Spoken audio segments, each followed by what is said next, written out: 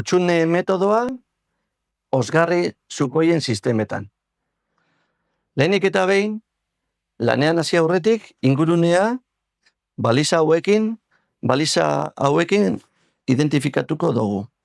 Baliza hauek ingurune aldi bateko sukoi ingurune bat adierazten dute. Ingurunea egokia aireztatuta egon behar da.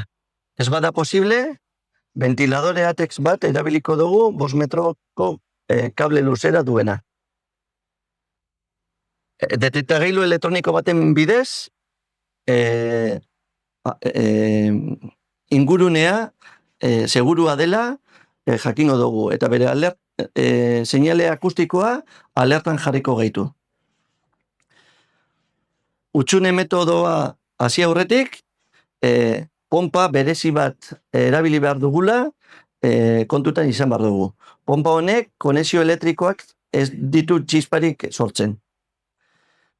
Hutsunea hasi aurretik, pompa hau 2-3 metrotara jarri behar da,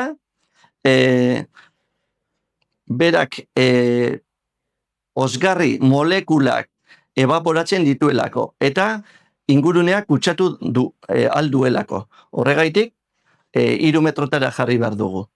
Pompatik 3 metroko perimetroa beste baliza batekin identifikatuko dugu. Behin, 3 metrotara dugunean, martxan jarriko dugu pompa, manometroan bitartez hutsunea hasiko da egiten, eta bakometro digital baten bitartez, hutsunea lortu dugula jakingo dugu.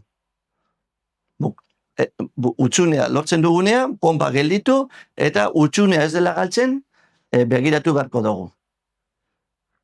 Ez ahaztu, babes pertsonaleko ekipamendua.